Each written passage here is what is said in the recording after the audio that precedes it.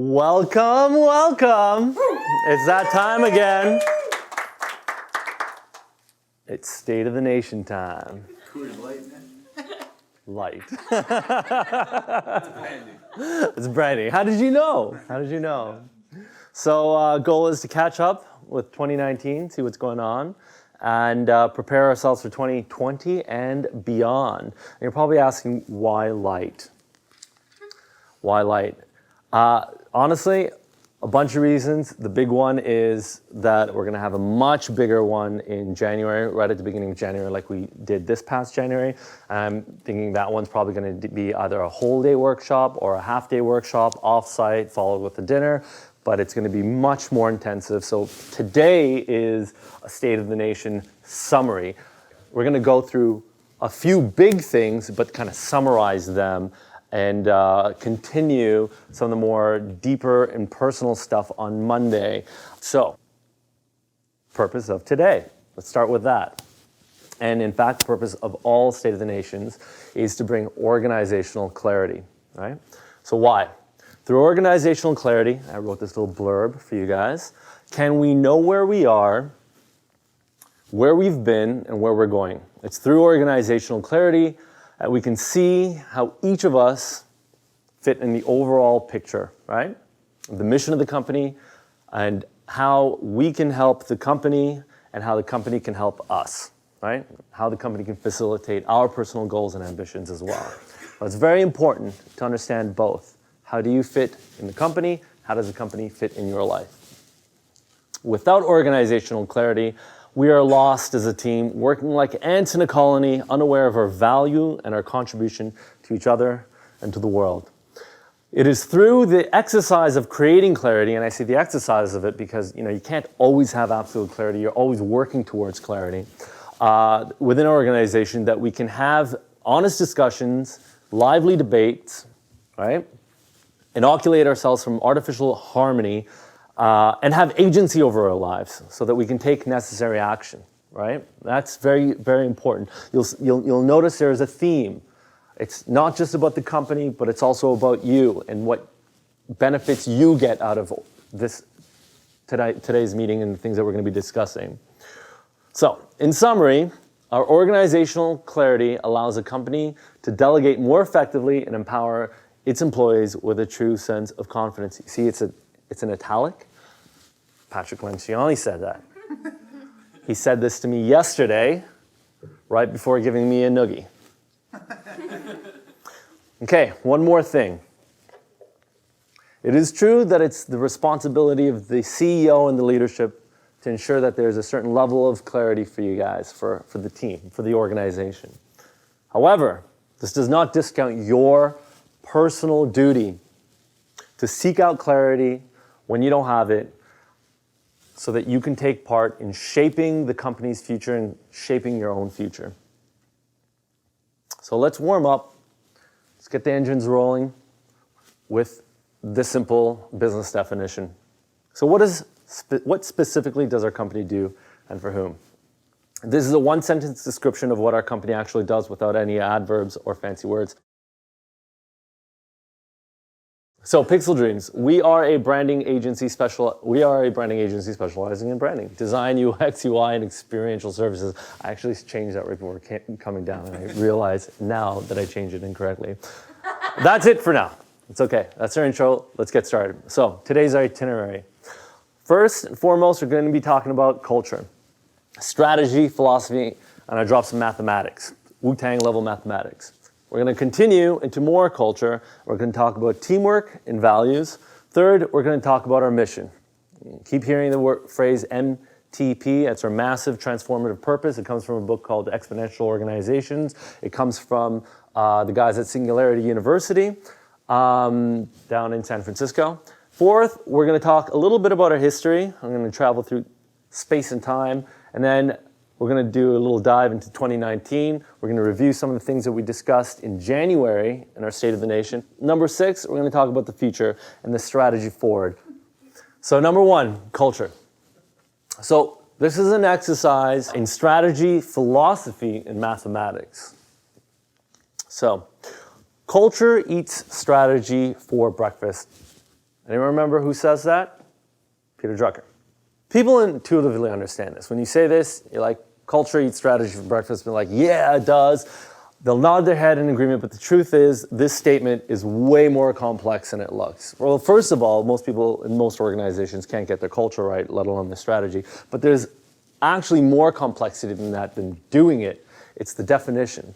Let's just say that culture is A and strategy is B. And what we're saying here, culture eats strategy for breakfast, we're saying culture is even more important than strategy. No matter how important your strategy is, your culture is even more important, right? And we're going to get into that through organizational health and things like that. So why is this complex? Well, for one, we don't know what A is. We don't really, truly know. Most people don't. Most organizations don't. And what I mean is, what is culture? And if we don't know what culture is, and we lack clarity in this term, this is actually quite troubling, because what ends up happening to our formula is we have a question mark. An unknown is greater than strategy. And this is useless. Right? Our challenge is only further complicated when we ask the question, what is strategy? Right? The reality is most people and business leaders do not know what strategy is. And those that claim to know often have conflicting definitions of strategy. Right? So where does this leave us? If culture is hard to define and it's an unknown, and strategy is hard to define and is an unknown, this is what we have. An unknown is greater than an unknown. I don't even know where to begin. Okay, I think we need to smoke a doob or something. Okay, we're going to try to solve this. We're going to try to solve this puzzle. So first, let's talk about culture. What the hell is culture? And I got this definition straight out of Wikipedia. I've read a whole bunch of definitions. This one seemed to be the one that I understood the most. It's an umbrella term which encompasses the social behavior and norms found in human societies, as well as the knowledge, beliefs, arts, laws, customs, capabilities, and habits of the individuals in these groups. Okay, we're going to break this down. A cultural norm codifies acceptable conduct in society. It serves as guidelines for behavior, dress, language, demeanor in a situation, which serves as a template for expectations in the social group. Demeanor in a situation. Let me give you an example. In my culture, if somebody comes into your home, you get up. You stop what you're doing, your children stop what they're doing, they get up, they go and greet. We do that here too, right? There's certain things that are expectations, right? So let's lighten the sentence and only keep the bolded keywords or key phrases here. And let's break these down. Social behavior at Pixel Dreams, okay? For us, accountability, grit, politeness, optimism, care for others, blackout partying, these are some of our behaviors, right?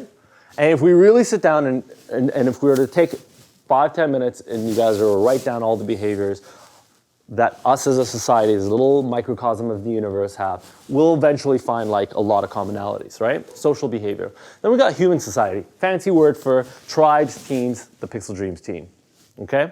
Let's go into knowledge.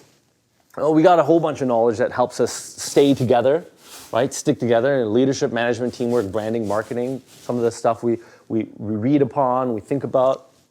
And then we got beliefs. Well, what's one of our big beliefs, right? Problems of your life can't be solved at the same level of thinking you were at when you created the problem. Albert Einstein said that. This is a fundamental belief at Pixel Dreams. If you don't believe that, you gotta get lost, right? Because that's like the core understanding. You have problems, your level of thinking is here. How are you gonna solve these problems? You gotta increase your level of thinking. Thus our massive transformative purpose, which we'll get to later. So we have beliefs. Arts, look at our washrooms. Guys, we got art everywhere. We got art coming out of our arts. Laws. Book of the month, dedication to growth, PD values, and more. And we could extrapolate all of these and have even more examples of these, but I'm just gonna go to like top level. Customs, lunches, celebrations, for educations like this, video games, gardening, ton of other customs, right? That make us very, very unique. That's central to our culture. And capabilities. Well, interestingly, we also have that, right? We have strategic capabilities, we do ideation, copywriting, design, development, presenting, operations, process. There's a lot of capabilities that we bring to the table. And then, of course, habits, right? Coffee. I hardly know her. things, right? These are all habits, right? You just can't get it out of the system. It's just, and if you don't work here, you're like, what the fuck is going on? But you get it. So, what about strategy? There seems to be even more confusion about this. There are thousands of books and videos on the subject. Individuals and organizations use the term often, but when you ask, well, what is strategy? A lot of people can't agree on any definition. So I put together a whole bunch of, handful of definitions that I found that I thought were relevant. So you ask Google this question, you got over 3.5 billion results. Like, people want to know what strategy is. It's kind of difficult. So we're gonna go into this. So here are some clues. You know, Eckhart Tolle says, or I think it's Taoism or Buddhism says that the finger pointing at the moon is not the moon. So our goal is to find some clues to help us get closer and closer to our understanding of strategy. The first one is how the ends will be achieved by the means, right? How do you accomplish your goals with your resources? So I thought about this, and remember that earlier meme picture with the woman? That was me for the last few weeks, thinking, okay, well, what do we do at Pixel Dreams? Well, our goals are, well, we need a profit. Why? So that we can grow our team. Why? So we can pursue our MTP. Why? So we can profit, and we keep doing that, right? So that's some of our goals. And our resources, well, team, time, money. You guys with me so far? Nothing too crazy, right? Okay, here's another one. Kind of similar. I like this one because this is limited. The management of limited resources to achieve the desired result. So I kind of wrote, well, what's limited, right? Our time is really limited, and how do we effectively use our time? That's a strategy, right? We have X amount of resources. I use it this way, you use it that way, right? One company uses it differently from another. In our case, our limited resources, we choose, right? This is important. We choose to invest our limited time, our limited money, and our limited amount of people in pursuing our MTP. This is very important to us, right? While adhering to values like continued growth and our physical, spiritual, mental, and emotional health. Okay, the desired results, raising people's intelligence and consciousness, making money, and achieving our personal goals as well. These are the things, right? So this is how we do what we do to get what we want, right? A decision-making framework about how you will play the game. So, like you're a general in a war, you're tasked with winning a battle. What are the type of frameworks you have that you can pull? What type of strategies do you have on how to play that game, how to win the game, right? I thought about that, and when I said, well, we have decision-making frameworks. Idea meritocracy, right? What does that mean? That means that it doesn't matter if you're a junior or you've been with the company as long as I have, right? It's the idea that matters, and we're going to debate ideas. It's not about seniority or anything crazy like that. Scrum, right? That's a framework. How many times do we say when we're getting pissed off at someone, there's no bad people, just bad process, even though we might feel like that person's a bad person, because we know it's not that person's fault, it's the process. So that's an idea, a decision-making framework, right? We decide on that. Values-based decision-making, right? We take the high road. How often have we been in a scenario where we've seen a situation and we realize, you know what, we could have done a better job dealing with this scenario at the beginning. We said, you know what, we are not going to charge you X amount of hours, or you know what, we're going to redo the work. Well, that is a strategy. Being nice or being honest or having values and following those values, it's also part of a strategy, right? Decision-making framework. Extreme ownership is one. I mean, we can go on and on. These are just some examples, right? Unique abilities-based decisions, and this is a new one in the last year and a half, right? What are the unique abilities? And we started in 2018, and we're continuing in 2019, and saying, like, what are you really good at, and how are you going to be making decisions based on what you love and you're good at, so we can maximize your potential and the potential of the company, right? Unique abilities-based decisions. And then continued pursuit to growth, right? Individual continued pursuit to growth, increasing your intelligence and consciousness. These are decision-making frameworks. And then competitive and unique differentiation in your market. That was another one that I thought. So differentiation, I thought that was interesting, right? How do we differ from other organizations in our field? In fact, how do we differ from other companies in general, right? And if you think about it, like competitive in our market, well, somebody could work at a design agency or work at a law firm, say you're a project manager, right? All of a sudden our competition is anyone who that person would want to work for. So how are we different from the other opportunities that this person would have in selecting a job? Are they going to come work with us, or are they going to go work somewhere else, right? So it's not, our market isn't just people who are looking for our services. Our market's a lot wider than that. And how do we differentiate ourselves? Let's jump into that. Well, we got an amazing team members, each unique, each combination even more unique and more powerful. And I'm proud to say that I can say that and not feel like I'm lying. There have been times where I wouldn't put that up. Everybody knows. Everybody knows that's the truth. And my goal is that I can always put that up. If I can't put that up, something is wrong. Accountability to our health, goals, and helping our clients win. Accountability. Process, optimism, lifelong pursuit to personal growth, heavy focus on leadership. Huge at Pixel Dreams, right? How many companies in the world have this much emphasis on leadership that we do? I would be surprised if you can find me one. Amazing parties, events, celebrations. These are all things that differentiate us. Okay, so goals, resources, limited resources, desired results, decision-making framework, differentiation. We got all this, right? So let's look at this from another perspective. All the things that we discussed right now, if we look to our past strategic decisions and behaviors, here's what we see. Oh, this is a few.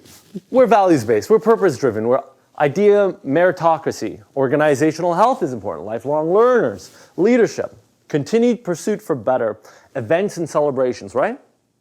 How do we get some of our clients? How do we get some of our best talent? Right? These are the things that we do strategically. Straightforward grit is another. So here's what's weird about all of this. In summary, I think we can say this, and it's not a great sentence structure. I mean, if I was to give this presentation for 2 days to Lonnie, she would have made it so much better. But it is my words.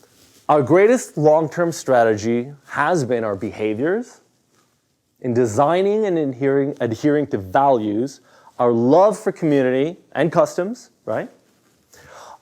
And our beliefs in lifelong learning, beliefs is important, which has enabled us to continue to strengthen, deepen, and expand our capabilities. Everyone following so far? You're not weirded out by this yet? Okay. Our question, is it possible that our greatest strategy has been and should continue to be designing, strengthening, amplifying, and promoting our culture? If so, at Pixel Dreams then, is it possible that culture doesn't eat strategy for breakfast? But in fact, it is our greatest long-term strategy? Mathematics. You and Arctic have the same picture. So, in summary, and I don't want to confuse this with our battle strategies versus our war strategy. Everybody knows the difference. Battle strategies, you win multiple battles, you lose some battles. It's the war that matters. So this includes the deliberate design, thoughtful behavior, intentful vibration, meaningful amplification, and strategic promotion. And for those who were in my State of the Nation in 2017, you'll have a better understanding of what I mean by vibration and amplification. The idea that each of us is a cell in an organization. We get to choose if we're going to be a cancer cell, a dead cell, a dormant cell, or a white blood cell. And how do we amplify? How do we vibrate? And through our collective vibration, we amplify ourselves. And through that amplification, we can strategically promote our culture. So this is going to be continued. We're going to leave it here. There's a lot to go into. There's a lot of conversations that we could have. I would encourage you to ask yourself, well, how can we do more of this? How could we sell more, attract more talent? How can we make ourselves even better and bigger? How can we achieve our goals through our culture? So this is definitely a conversation that needs to be had. And that's going to be continued. So it's about teamwork and having strong values. Plain and simple. So, culture. We're going to jump into the teamwork part first, and then we're going to move into our values. the number one advantage, not finance, not strategy, not technology. It is teamwork that remains the ultimate competitive advantage, both because it is so powerful and so rare. There's a lot of definitions and ways to describe teamwork. Let's talk about what teamwork is not. Continue with organizational health. That'll be our journey. And then dive into the 5 dysfunctions of an unhealthy team. I'm going to start here. Teamwork is not a virtue, ladies and gentlemen. Teamwork is not a virtue, it's a choice. It's a strategic decision. Too often we see it as a default, like, well, yeah, we have to be a team. We're a team. Are you a team? Oh, yeah, we're a team. Because we have to say that. It's kind of politically correct or incorrect to say we're not. But the truth is, if we're going to operate like a team, we have to choose it and sign up for the cost that it involves, the sacrifice, the work, and the time that's required. The benefits of teamwork are huge. I'm certainly an advocate of it. But if a group of people is not willing to invest the time and make the sacrifices necessary to achieve the benefits of teamwork, then they'd be better off saying we're not going to be a team, because to say it and then not do it is really frustrating. So what I'm about to do today, what I want to do with you, is go over the 5 reasons that teams fail, and then talk about how we can overcome those. So the key one here is, and when you've been in business for a little over a decade, you'll witness this. You have a group of people, and you're like, yeah, we're a team, but not everybody is putting in the same amount of love and effort and energy and sacrifice, and that's really key. It's sometimes to know something. It's easier to know something when you know what it's not. And in this case, this was very, very eye-opening for me when I first heard it and read about it. Let's talk a little bit about organizational health. What's a healthy organization? Well, it's one that has minimal politics, minimal confusion, high degrees of morale and productivity, but not in some esoteric sense. I mean, people come to work psyched to get things done and get a lot done in a short period of time. And there's very low turnover among good people. The health of an organization is the multiplier of its intelligence.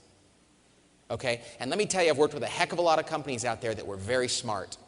And I'll tell you even this, I've never worked with an organization where I thought they're just too dumb to succeed. Most companies, maybe all companies, have enough intellectual horsepower and experience to succeed. It's the ones who are able to harness all that by creating a healthy environment. They tap into all the intelligence they have. 5 dysfunctions of a team. I'm going to blast through this. All of you have read this book. It's a mandatory read for all new team members. I'm not going to do it justice by spending too much time here, as the book does it great justice, but I will just kind of go through the bullet points. So the first one is the absence of trust. The fear of being vulnerable with team members prevents the building of trust within the team. And Patrick Lenciani talks about the difference between vulnerability trust and predictive trust. And he's not talking about predictive trust, which is something like you kind of know what that person would do in a particular situation. That's easy. But we're talking about the type of trust that you can get into each other's face, have a healthy debate, and know that you're okay afterwards. Second is the fear of conflict, the desire, and if you notice what I just said, conflict, right? If you don't have the first, you're never going to be able to have the second, right? Now, I've spent a lot of time talking about trust because it's at the base of this pyramid, because without it, we're not going to overcome the other 4 dysfunctions of a team. See, trust is so important, and if we can build trust on our teams, we have a great chance of overcoming the others. And in fact, trust is what allows us to overcome the next dysfunction of a team, which is the fear of conflict. The fear of conflict. I love talking about this one. See, the thing is, on teams, conflict is a good thing. Conflict, even in meetings, it is. Conflict is a good thing. Now, I'm not talking about mean-spirited interpersonal conflict. I'm talking about productive, ideological conflict around issues. I have an idea, and what should we do? But see, without trust, without vulnerability-based trust, conflict becomes politics. I'm trying to manipulate you to win. But with trust, conflict is nothing but the pursuit of truth or the best possible answer. When we trust one another, we know that if we're debating something, even passionately, then we know it's because we're just trying to do the right thing. And that's a good thing. Now, but before we go further, I want to say this. Conflict is going to look different from culture to culture, company to company, family to family, person to person, and that's okay. If anybody here done work in Japan? I'm sure there's somebody. Show of hands. So if you've done work in Japan, you know, if you were to go to Japan and you were to sit at a table with a group of Japanese executives, and one of them were to say, I have an idea, this is what I think we should do, and the other executives didn't like his idea, what would they do? Yes, they would nod their head and they say, hi, yes, hi, hi. That means I don't like your idea. Now, if they hated the idea, if they loathed the idea, you know what they would do? They go like this, hi, yes, hi, hi, hi, yes. They'd suck through their teeth. If you're at a meeting with a Japanese executive and he or she sucks through their teeth, well, I want you to picture an Italian doing a certain gesture with their arms, as we know that I won't do here in front of the cardinal. But it's the same thing. And you just have to understand that that's how they say, no way, I hate this in Japan. And it's going to look different in Italy and Israel. And even in the United States, you might know something about the United States, I'll tell you this. I'm sure in Europe it happens too. But in the United States, I saw a cartoon years ago that depicted this. And it showed a guy on the West Coast in Los Angeles. And he was with the team, and he said to somebody, good morning. But the bubble showed what he was really thinking. And in effect, it said, screw you. And then it showed a guy in New York City on the next frame, and he said to somebody, hey, screw you. And the bubble said, good morning. And you can apply that to your countries and continents, and I know you know what it means. The truth of the matter is, though, whether you're Italian and Irish like me with conflict, or whether you're demure about it, it doesn't matter. Whatever your team, you just have to have a team culture. And the key is this. You just have to know that people on your team are not holding back. They're not calculating the cost of disagreeing. They're not considering the political ramifications. If there's something important you're talking about and they disagree, they're going to say it again and again. Now, as I said, I'm Italian and Irish. My wife is neither. She never saw her parents argue growing up. But she's a convert, if you know what I mean. And you know how converts are. They're better at things than people born into them. So she has learned to argue so well. And after she and I got married, her little sister married my roommate. So my buddy became my brother-in-law, which was kind of nice. Except a year and a half later, they got divorced. Yeah, and he went to counseling after the divorce, and he came to me later and he said, you know something, Pat, I always thought that you and Laura, my wife, had a bad marriage because you guys argue. He said, now I realize that we had a bad marriage because we couldn't argue. Which, of course, is not to say that the quality of your marriage is directly proportionate to the number of fights you have. But what it is to say is great relationships are built on the ability to disagree, even passionately at times, and to know that you can recover from that, and it gets better. Remember, for those of you that are married, the first time you had a fight with your spouse, and you thought, oh, this is going to be the shortest marriage in the history of the world. And now later on, you can cycle through an argument 10 times worse in 5 minutes and be done. And it's a beautiful thing, and you realize because you trust each other, when you argue, you're usually just trying to solve a problem. And you forgive one another. And all teams have to learn how to do that. Conflict is necessary. Now, many leaders I talk to, many CEOs I work with will say, and by the way, most of them have very little conflict. There's far less conflict in almost every organization than there needs to be. And I'll say to them, why don't you engage in conflict more? They say, well, because I don't want to see people get their feelings hurt. Which is interesting and ironic, because you know what kind of organizations people get their feelings hurt in the worst? Of all the kind of organizations in society, where is there the worst kind of hurtful back-channel conflict? You can say it all together. 1, 2, 3. Church. That's right.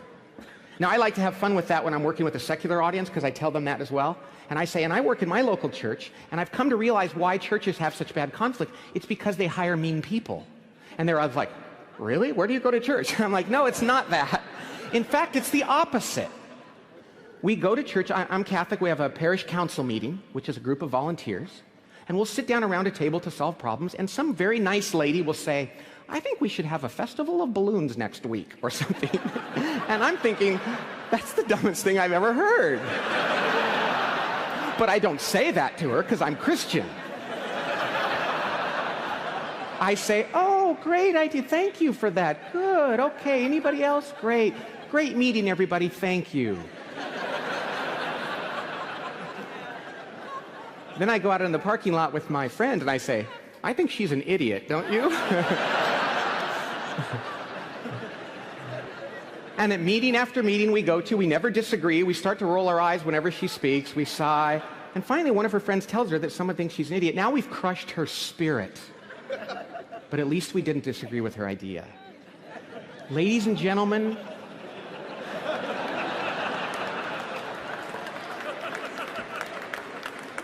when we fail to disagree with people around ideas and issues, it ferments into conflict around them as a person. It builds up and it comes out in a hurtful way. When we think we're preserving the relationship by not disagreeing, we are actually dooming that relationship to failure in a hurtful way later. We owe it to one another to disagree. Okay. Third is lack of commitment. So the lack of clarity or buy-in prevents team members from making decisions they will stick to. This is an interesting one between the two of them. As I said, they build on each other. But basically, in an organization and a group of people, you're never going to agree on everything. But that's not the point. The point is to be able to disagree and act together.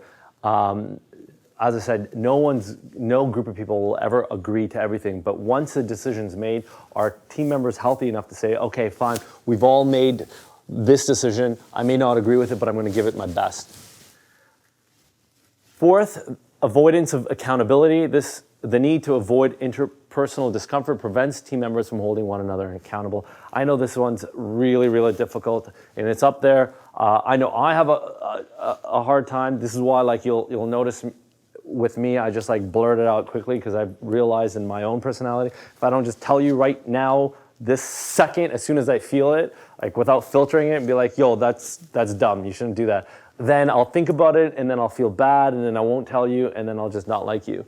So it's better to just be able to tell people right away, hey, that goal isn't hit, or that's not good enough. And I think at PD, we're above average in this area. We're not that uncomfortable to tell each other, hey, we can do better. And then finally, inattention to results. The pursuit of individual goals and personal status erodes the focus on collective success. Now, you guys have gone through this a bunch of times. We have goals, we have milestones to hit, weekly, monthly, quarterly, yearly. I want you to think about the goals that we've said that we are going to hit in the past and assess, where are we with this? I want you to actually think about PD and say, where are we not as good as where we could be? Right? Ask yourself as an individual, am I afraid of being honest about my disagreement on something?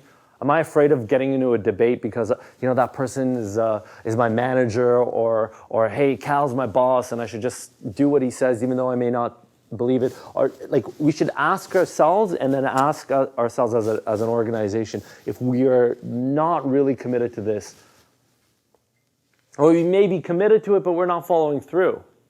We're not taking the necessary action. So we will have a future workshop focused on teamwork and maximizing our unique abilities. Sarah, that is something that we're going to have to work together on from an ops perspective, because we're going to be doing a lot more psychological testing, going through each other's predictive index, Colby's, DISC profiles, and then as well as the type of work that we enjoy doing. We're going to talk about unique abilities and how we can maximize ourselves and follow this framework. Let's jump into strong values. So I've been thinking about this for quite some time, and yesterday, was it yesterday? I think yesterday I found an awesome article is written by Jim Collins. I love Jim Collins' work. He wrote Good to Great, Great by Choice, Built to Last. And he's written a lot on core values and also on organizational health.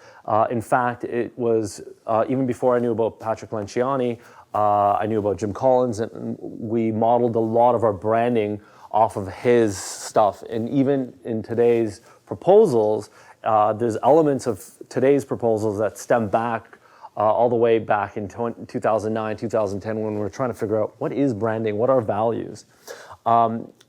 And this is the more recent article that I found, and I thought it was amazing. It's called Aligning Action and Values. So I've taken pieces out of the article. I can send you the article as well. You can just Google Jim Collins aligning actions and values, and you'll find it. So here's some snippets that I've taken. Core values are timeless and do not change, while practices and strategies should be changing all the time. This is key, right? The core values don't change. You may clarify them better year after year, but you're not making them up, right? Okay. First, you cannot set organizational values. You can only discover them. I just mentioned that. Nor can you install new core values in people. And this is great because you and I talked about this just a few days ago. I think it was Monday or Tuesday. And you said, well, what if the person doesn't have the certain values that you need in an organization? And I was like, well, if they say you hire someone 35 years old and they have the wrong value system, the wrong value structure, they've grown up with that 35 years of that, how are you going to change that? And why would you change that at the cost of your company and your team and your mission, right? So you don't install it, you got to find it. Core values are not something people buy into. Does that make sense? Like, you can buy into a strategy, but I can't convince you of a value that you inherently are disgusted by, or dissuade you from a value that you're inherently in love with. People must be predisposed to holding them. Executives often ask me, not me, but Jim Collins, how do we get people to share our core values? That's a good question. And the answer is simple, you don't. Instead, the task is to find people who already are predisposed to sharing your core values. You must attract and then retain these people and let those who aren't disposed to sharing your core values to go elsewhere. And I gotta say, like, Libby's been around since the beginning. I mean, Trev's been around since the beginning. We've been working on clarifying our core values. And I gotta say, like, it's only when I have a really shitty team member that I'm happy to see gone that I realize, oh, I've discovered something about myself and why I don't like that person. I have a core value that I can actually see and I need to implement, and I need to watch out for that core value. And as a collective, if somebody comes through and we're like, oh, we love this person, or we meet someone, we love that person, or we meet someone, we're like, we can't stand that person, we can actually take a step back and ask ourselves individually, why don't I gel right with that person? And you write a whole bunch of stuff down, I guarantee you, and you get together and you say, why don't I like that person? Why do I like that person? And you will end up finding very similar reasons because you're already a crew. If you've lasted for a year or two or three as a team, your core values are already aligned, right? So, what are the Pixel Dreams core values? And I've changed the list from the book that I showed you. And by change, I don't mean that I've changed the core values. What you'll notice is I've clarified them a little bit better. I've merged a few, and I've added a couple that I thought, how did we miss this one? And I encourage you to poke holes at it. I mean, this whole presentation is for you to disassemble and to critique and to ask, where is it true in our company and in my life, and where is it false? So I'm going to give you our core values based on the CEO and founder, and it's up to you to agree or disagree, and we can have another conversation as a team to see how we can refine them. Now, the following core values are actually ordered in sequence of priority. Okay, and this is important. Each value serves as a foundation to one after, each complementing the one before it. Okay? The values are captured in actions. They're not fluffy or esoteric in terminology, but straight to the motherfather point. Okay? Let's go. We will dive into each core value in detail and examine the gut check questions to assess our own alignment or misalignment in our thoughts, actions, habits, and behaviors. First one, be grateful. Okay? This is core. There are billions of people without food, water, shelter, sanitation, people dying from preventable diseases. There's billions of sperm in each man dying every day, hoping to one day become a human life. And you are a human life living in a beautiful country with opportunities. You have all your eyes, you have all your limbs. I mean, even if you were missing a leg and an eye, you'd still be better than most people because you're here. So, in action form, I choose to witness the wondrous magnificence of life. I'm grateful for all of life's blessings, those that I earned and those that I did not earn. And what do I mean by those that I did not earn? You didn't earn life. Life was given to you. Right? You didn't earn your ability to speak. You got lucky. Right? You didn't earn your place here. There's a lot of things we didn't earn that we got lucky. And when we forget that, and when we forget to be grateful for those things that the universe granted us, that's when things kind of go downhill. So that is the first.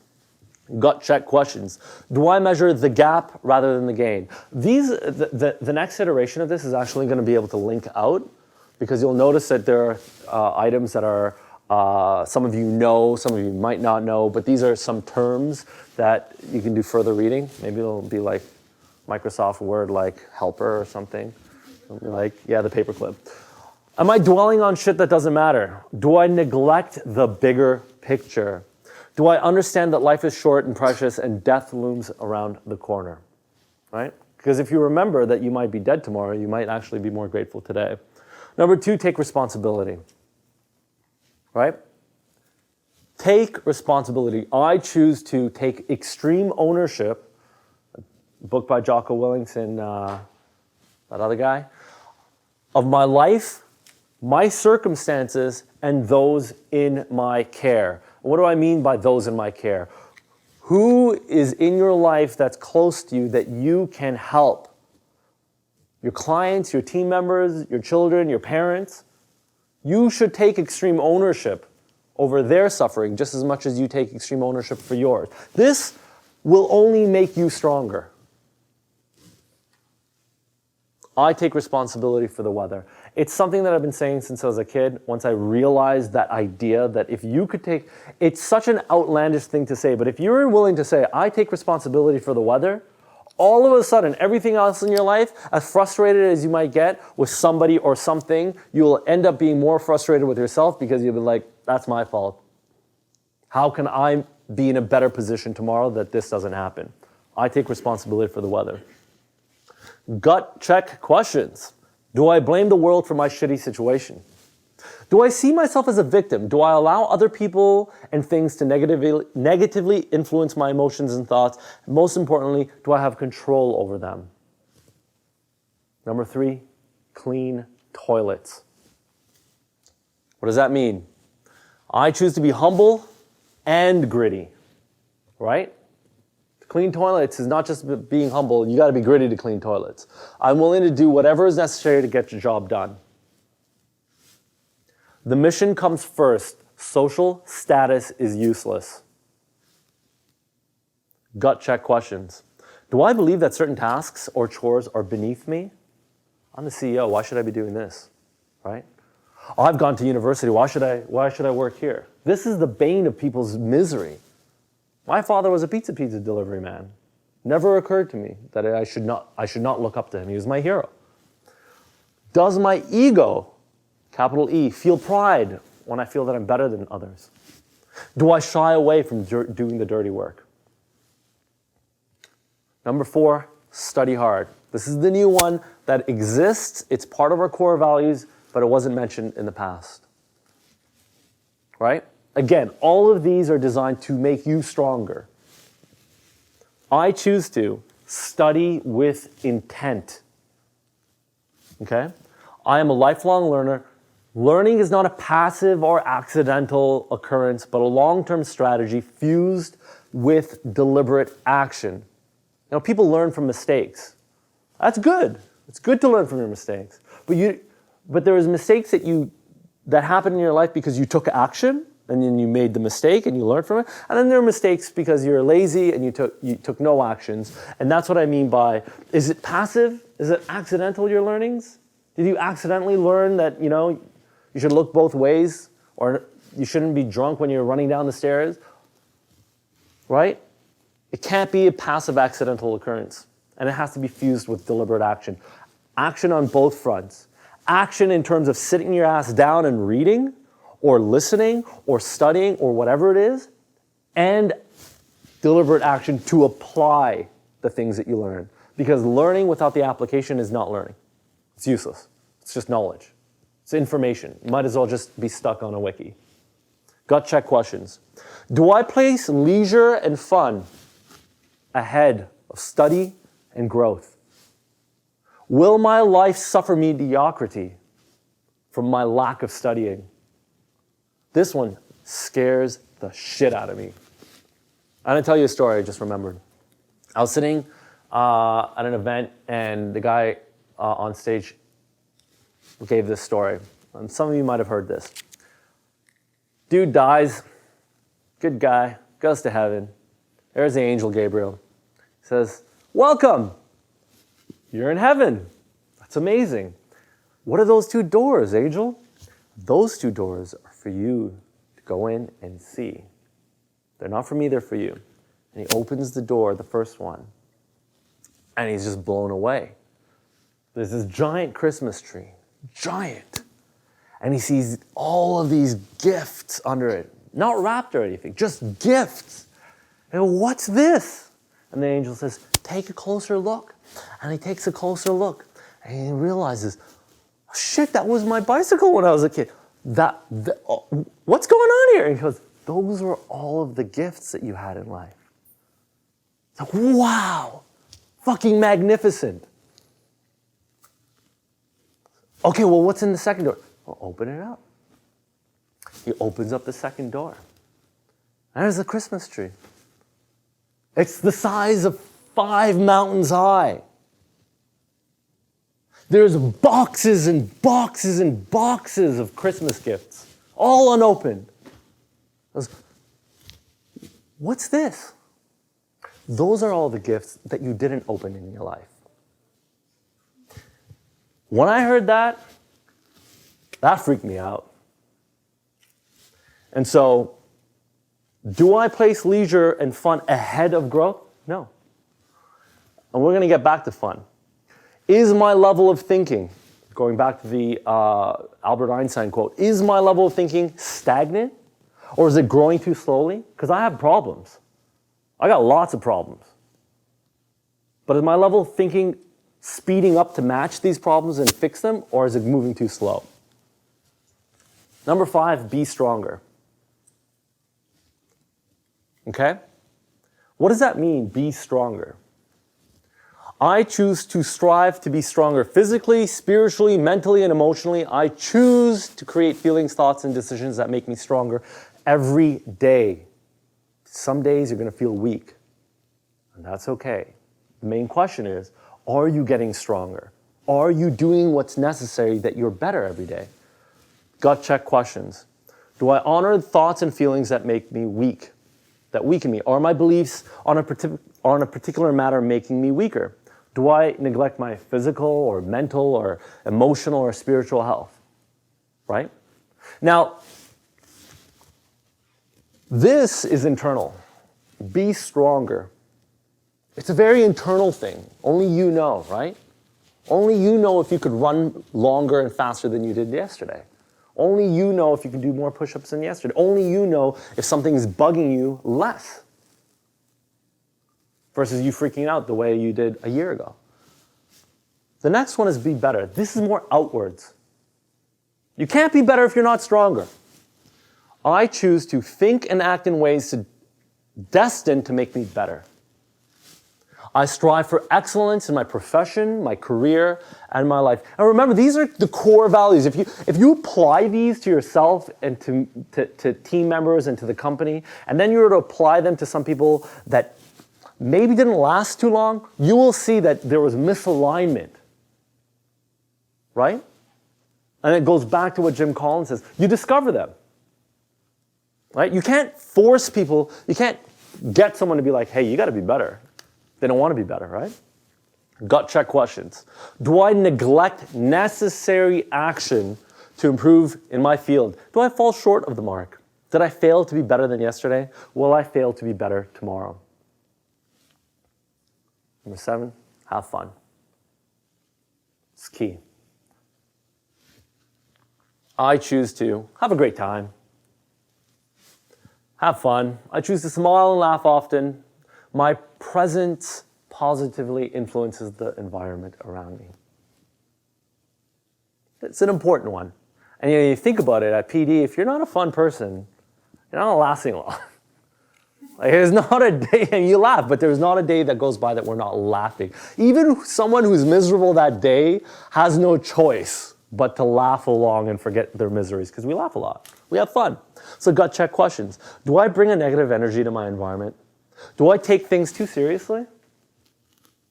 See, it's important to know, as important these things are, come on, man, you're gonna die.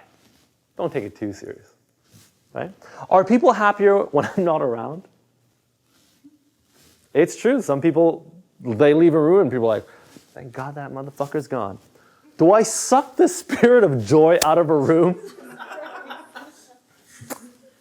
I think we know people who used to come in like Ghostbusters and just suck positive spirits, lock it up and put it away. And number 8, ship value. Okay? I choose to be of value and deliver value to my family, my team, my clients, my community. I'm focused on helping others. Gut check questions. Is the work I'm doing intended for me and my ego, or to bring value to others? And this is important. Do my efforts deliver perceived value rather than true value? All right? That's an important one, because sometimes we'll do things like, we're a service company. Like all companies, whether a service or a product, you're selling shit. But is the shit that you're selling actually providing real concrete value in people's lives? Or are you like killing them slowly? Are you destroying the environment? Or are you destroying communities, right? Perceived value versus real value. So, being of value and bringing value to others is really our chief aim as a business, right? As a business. After all, we are a service-oriented business. So why is ship value the last core value in here, right? Well, simply, the order is designed to strengthen you first. And as a result, when you're full, can you be in a position to help others? The hard truth, weak people are limited in their ability to help others. Sorry, it's straight facts. Whether it's financially, emotionally, or any other way, you have to be better. Your strength strengthens others. So the components of a massive transformative purpose. For those who don't know, I'll repeat again. This term was coined by the peeps at Singularity University, Ray Kurzweil. So the first part is massive, right? It's massive, big, and aspirational. The key word here is aspirational. I should underline that. It's not meant for you to actually achieve, right? It's meant for you to strive for continuously. Transformative can cause significant transformation to an industry, a community, or to the planet. And I added this, definitely within the organization. The book talks about that. When you have a goal so much bigger than where you are today, it changes the way the organization and the people within the organization behave. Those who believe that it's a worthwhile goal will stick around. And those who don't believe, they can leave, right? But it will transform the organization. And then the purpose part, there's a clear why behind the work being done, something that unites and inspires action. So, definition. MTPs are not representative of what's possible today. They're aspirational and focused on creating a different future. The aspirational elements is what ignites passion in individuals and groups. It's what engages people's hearts and minds to work together to realize their goals. An MTP is not your company's mission statement.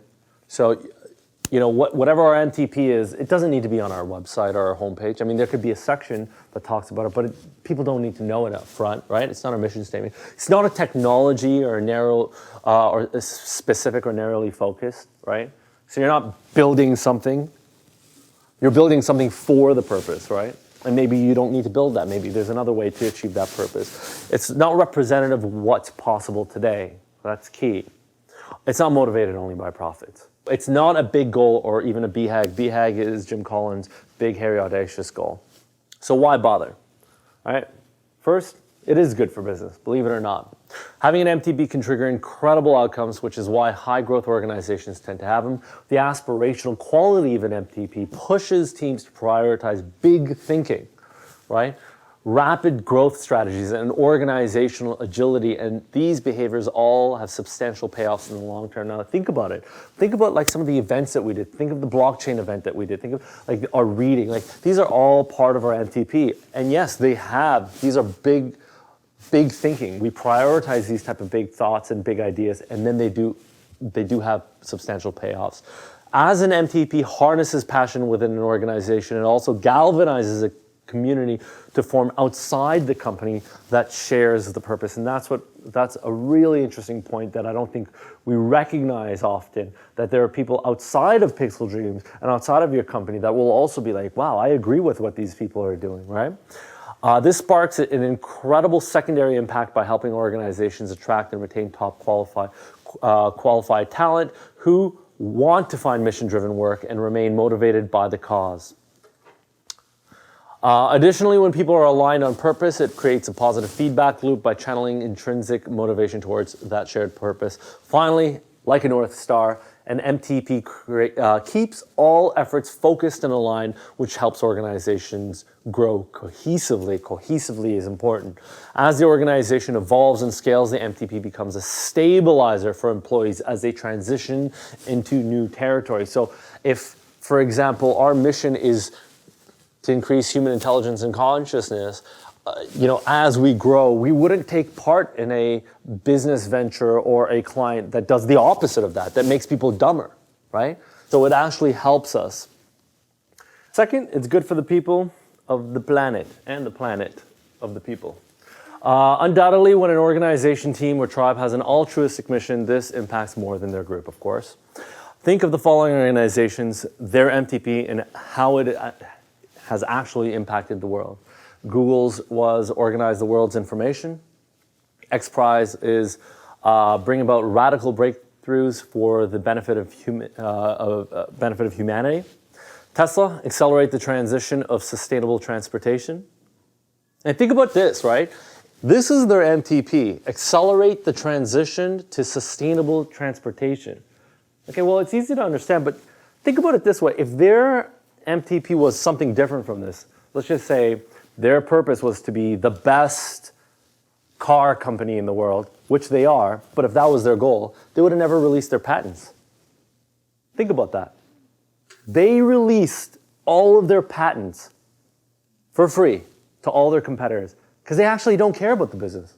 And that's another thing about core values and about your mission. You know it's your core values, you know it's your mission when you're willing to leave money on the table, or worse, help your competition out. And that's exactly what Tesla did, right? TED, ideas worth spreading. And third and most importantly, it is good for you. You will invest, or spend most of your life in your career. That is true. From prepping in the morning, commuting, advancing your skills on your own time, and of course, the actual time you spend at work. In the end, your career will make up a lot of your legacy. It's how you're going to be remembered. Who you are is where your time is most invested, and most of your time is work-related. So a purpose-driven organization benefits you.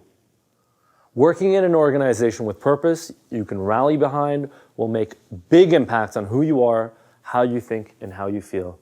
Nobody lives a life where they go to work every single day and they love it. There are days where it's going to be shitty. That's life.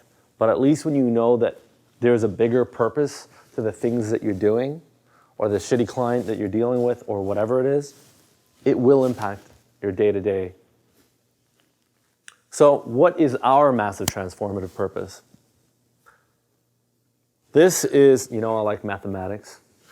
Our mission is to raise human intelligence and consciousness. We're going to get really deep into this at another time, but I'm going to blast through, as I mentioned earlier. So, why? Why is that our mission? Simply because we have serious problems that need to be solved, right? And what do we know about problems? The significant problems we have cannot be solved at the same level of thinking with which we created them. These are the problems. This is where our mindset is. This is why we can't solve the problems in our life. The only way to solve our problems is to increase our intelligence and our consciousness. So what kind of problems do we have? Oh, we got a whole bunch. Environmental problems, health and addiction problems. We got problems with animal cruelty, cruelty to people. We have poverty and disease. It's still quite rampant. Social and psychological problems. We got political intolerance of all sorts, racial intolerance, modern slavery. These are just some of the problems that we have. War, economic instability. And the last one was automation and AI, which is why we got that picture. Okay. In the coming weeks, we will have a workshop dedicated to our MTP, diving deeper into the why, the what, which is defining intelligence and consciousness, our past efforts, and our strategy forward. And a little bit of homework for you guys. I want you to think about this, how it applies to your life, and how you think we can be better at moving forward with this as our mission.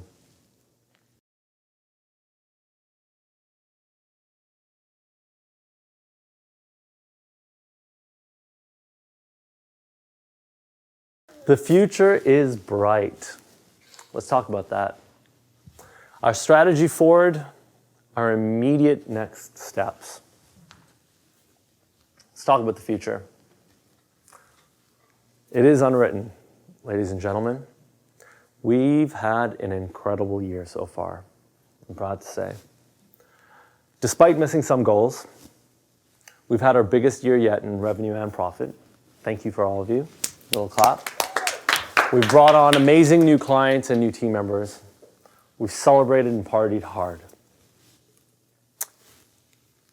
However, all is not good, and we need to be very, very aware of this. We have serious business vulnerabilities. See, in January, when I put this together, it was the beginning of the year.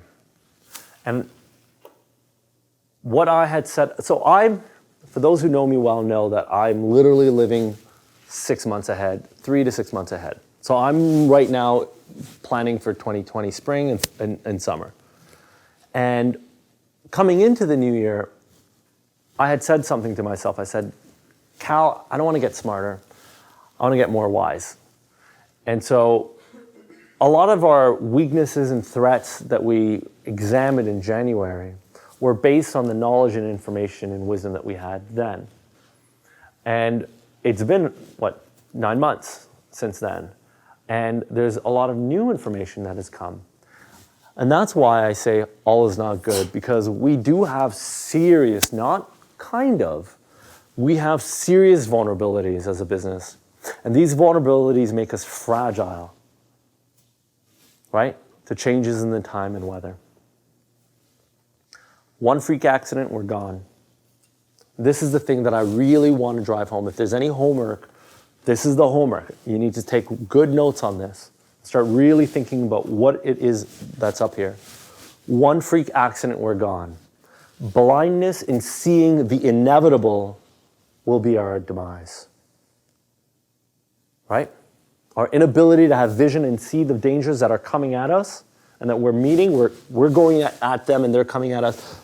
Our inability to see it, or maybe our desire not to see it, will be our doom. Summer is over, ladies and gentlemen. And if you've seen me been freaking out a little bit, on edge, is because of this. I'm the type of person that and Trev, you are too, that's why we get along. When things are going smoothly, we're looking around like, this is fucked up. Something is going to happen. Because it does. I have a personal, true belief that it's better to get punched by life on a daily basis and know what you're up against than be skipping and having all these wonderful experiences and profit and growth and everything is lolly-dot, and you're walking around a corner, and around the corner is the enemy, is the monster, and they've been waiting, they've been working out. Right? I would rather know every day this is the problem I'm trying to solve than be in this fictitious lie that everything is fine and dandy and not know what is coming up ahead of me. And that's where we are. The fact that things have been going smooth and wonderful and pretty and it's all sunshines and dandelions and flowers, this is not reality. There is a handful of companies right now, our clients, that we're going to write off as bad debt this year. Not because they don't want to pay us, because they're going to go bankrupt. And this is a conversation that the leadership team and I need to have, but there's nothing we can do. If anybody knows Thomas Cook, they're a 178-year-old company. They just went bankrupt. 178-year-old company. Everybody and their mom that knows anything about economics can tell you we've had a bull run, an unprecedented bull run in the economy. We're not in safe times. The mere fact that this is the roaring 20s. This is the roaring 20s in our life. There were massive amounts of millionaires that were created in the roaring 20s. And when that stock market dropped, you have no idea how many multimillionaires committed suicide within 24 hours. People got wiped out. If you know anything about the book Anti-Fragile, they talk about it. It's called the Black Swan event. I talk about it lately. Are you a turkey? What is it to be a turkey? You know what it is to be a turkey? Life is great. The farmer's feeding you. You're judging your future. You're predicting your future based on your past. Life is wonderful. You know who the farmer is? Life. Life is the farmer. And we're the fucking turkey. Because we're looking backwards and saying, life is beautiful. This is great. Until the day comes where the farmer's hungry and it's time to chop your head off. Who's going to be the first to say, we lost our biggest client. No one wants to spend money on their marketing.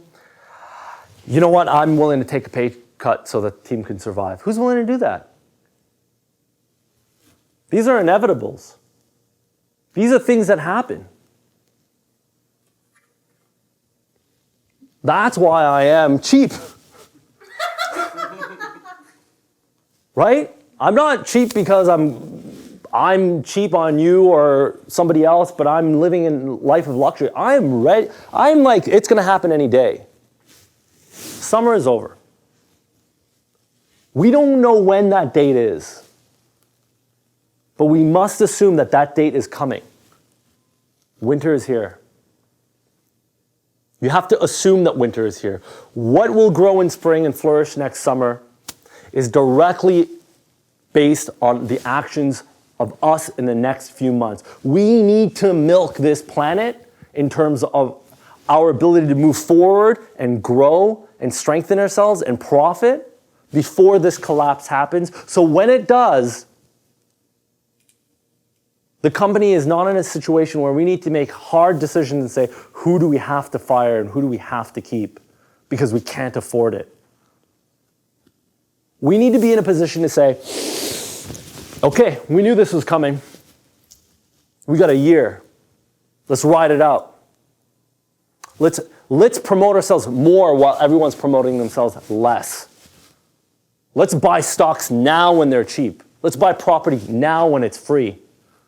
Or are we going to be in a situation where we're fucked like the rest of the planet? Right? It wasn't too long ago, the 2008-2009 financial crash. Massive, millions of people lost everything they had. Right? In Anti-Fragile, they talk about universities and companies and investment firms promising you, hey, 10 to 20% a year, 10 to 20% a year, 10 to 20% a year. That's amazing. You're looking at your bank account, 10 to 20% a year. You see our growth, 10 to 20% a year. It only takes 1 year that everything drops 80%, and everything that you accumulated over the last 10, 20, 50, 100 years, everything that you accumulated over 100 years is now worthless. And this has not happened once or twice. This is cyclical. Everything that we accumulate could literally die in one shot. And we have to assume that that day is coming, and we need to protect ourselves. So the question that you need to ask, and it'll be up shortly. The leadership team and I have discussed this challenge and the obstacles and the vulnerabilities that we face. We've been working on a plan. I will not be sharing this plan with you today. I'll tell you why. I want you to think. I want you to think this weekend of what's going to happen when hundreds, thousands of companies don't want to spend a nickel on their marketing, and nobody wants to hire a designer. Nobody wants to hire a writer. Nobody wants to put money in their advertising. I want you to think about that and what that means for you, your loved ones, your whoever dependencies you have, your rent, your future goals, your trips, your travels, and the team. I want each of you to take your CEO hat. Each of you have one. Everybody here, from the day I started this company, Trevor knows this, there have been many uncomfortable conversations Trevor and I have had with each other. There's many uncomfortable conversations that Lonnie and I have had. And I've always said, hey, I'm willing to sit this one out. If you're willing to be the CEO, you can be the CEO. The only thing is, if you're the CEO, you need to take the first fall, be first in line, and you need to make sure that everybody is good. Everybody here has the capacity to run their own life. You're all the CEO of your own life, so you need to take that CEO hat and put it on, and you need to now ask, as the captain of the Pixel Dreams ship, what are you going to do? Your duty over the weekend is to prepare a one-page overview report. There is no guideline on how to do this. There needs to be no guideline. This is just your thinking. It doesn't need to be a 10-page document. It's whatever you want. It could be a few notes. It could be a full page. I want you to envision a better future. I want you to identify the vulnerabilities we have as a business. And I want you to draft a preliminary plan.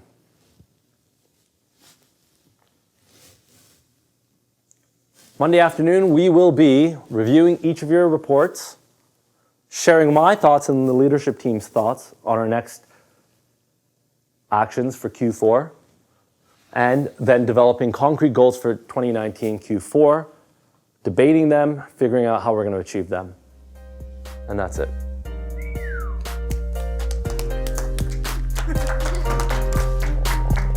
Any questions?